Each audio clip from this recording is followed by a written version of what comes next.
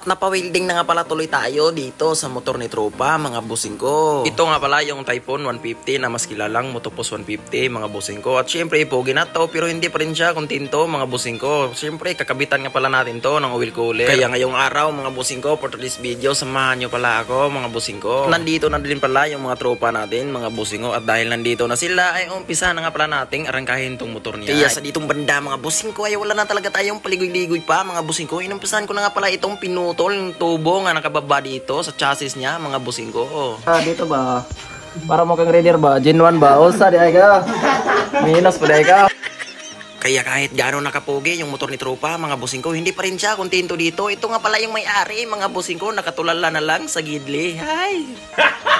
At dahil nga mag-welding tayo ditong banda, mamaya mga busing ko, kukunin muna natin yung kailangan natin kukunin dito, yung mga sagabal, mga busing ko, nung katulad nitong oil cooler. Siyempre, ikakabit natin yan, mga busing ko, kaya kukunin muna natin tong regulator dito. At dahil nga nakuha na nga natin yung mga sagabal dito, mga busing ko, ginandiran ko na nga din yung sa kabilang gilid, mga busing ko, tsaka na natin to putihin, mga busing ko. Sa nagtatanong mga busing ko kung bakit ko na lang hindi ko na rinrekta sa pagputol ng grinder, mahirap kasi mga busing ko, lalo na dahil sa ditong banda, sa ilalim, mga busing ko, kaya puputihin na lang natin to, mga busing ko, gamit sa kamay natin, mga busing ko. Mura mo tagwala tayo salig sa atong kamot dito ay. Dito yan siya, dito yan.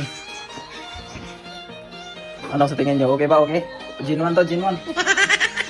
Kaya sa ditong banda, mga busing ko, ay napaisip tuloy ako, mga busing ko, kung paano ko to makabit na maganda, mga busing ko, na walang sagol, magic ito. Hi. At kasi nga parang may kulang, mga busing ko, so hindi nga pala natin yun, nalinisan yung grinder natin, mga busing ko, kaya linisan muna natin gamit ay grinding disc, mga busing ko. Bunal.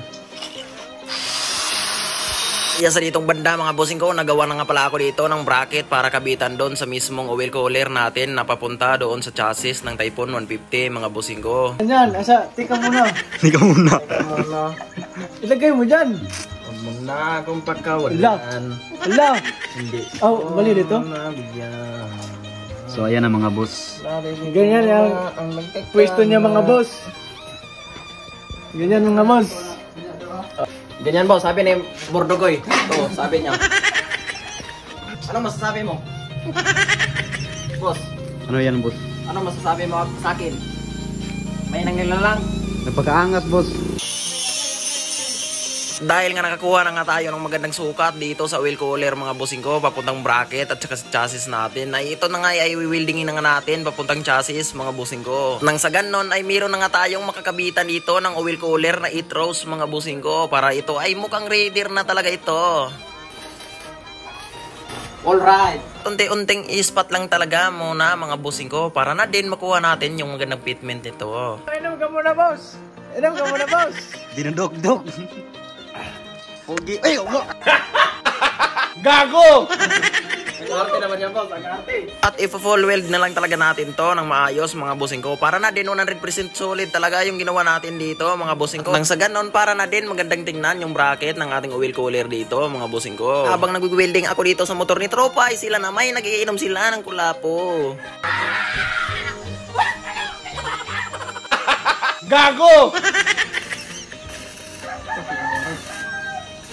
Yun, no? At dahil nga tapos na nga natin na weldingan ito, mga busing ko, ay atin yan tong putpukin, mga busing ko, para na din mas malinis tingnan yung welding natin. Sheesh! Ito na nga pala yung oil cooler, mga busing ko, nakakambal dito sa motor natin, mga busing ko. Yan sa ditong banda na nga pala, mga busing ko, ay kakabitan na nga pala natin to ng mga fittings nito, mga busing ko. Siyempre, number 1 na yung 2 bolt dito, mga busing ko, dahil ito yung gagamitin natin sa pagkabit dito sa ginawa nating bracket, mga busing ko. Kung napasin nyo naman yung kinalabasan, mga busing ko, ay siya ay ating titigan, ay parang Raider 150 talaga, mga busing ko, na Gen 1 ito.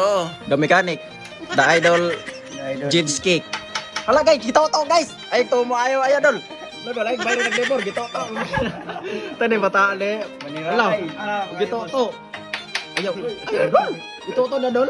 Imong Raider. Lalim na do. Dahil nga tapos na nga natin itong naikabit ng maayos at magandang tingnan, mga busing ko, ay ito na nga Tropa, mga busing ko, yung owner ay binabalik na nga pala niya yung mga dati niyang parts dito. Siya nga pala ay nakabungrang set na t-shirt. Siyempre, sinalapakan nga pala niya ng hustong radiator, mga busing ko, or oil cooler, dahil nga hindi pa siya nakapalit ng fittings papunta doon sa makina. Ang sabi naman niya ay habang hindi pa dumadating yung order niyang fittings dito, ay design lang muna daw ito. Naku, wala palang silbi yan. Kaya sa dito mga bossing ko ay tatapusin na nga natin yung ating video. Kaya ingat kayo palagi.